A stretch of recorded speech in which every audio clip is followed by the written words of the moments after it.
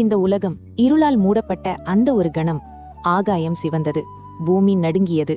அப்போது தியானத்தில் அமர்ந்திருந்த காளி தேவி தன் கண்களை திறந்தாள். அந்த கண்களில் கோபமில்லை, கருணை இல்லை, நியாயம் மட்டும். அவளின் மூச்சே தீமையை எரித்தது. அதே நேரம் அவளின் பின்னால் மகாதேவன் சிவன் தோன்றினார். கையில் திரிசூலம், கழுத்தில் நாகம், கண்களில் பிரளய ஒளி. சிவன் கேட்டார், அம்மையே, இந்த உலகம் இன்னும் நியாயத்துக்கு தகுதியுள்ளதா? காளி மெதுவாக சொன்னாள், தீமை உச்சத்தை தொட்டுவிட்டது, ஆனால் நம்பிக்கை இன்னும் உயிரோட இருக்கு.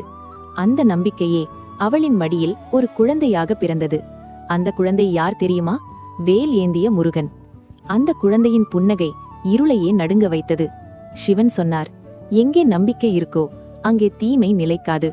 அன்று முதல் சிவன், சக்தி, முருகன் இந்த மூவரும் இந்த உலகத்தை இன்றும் கண்ணுக்கு தெரியாமல் காத்துக்கிட்டு இருக்காங்க.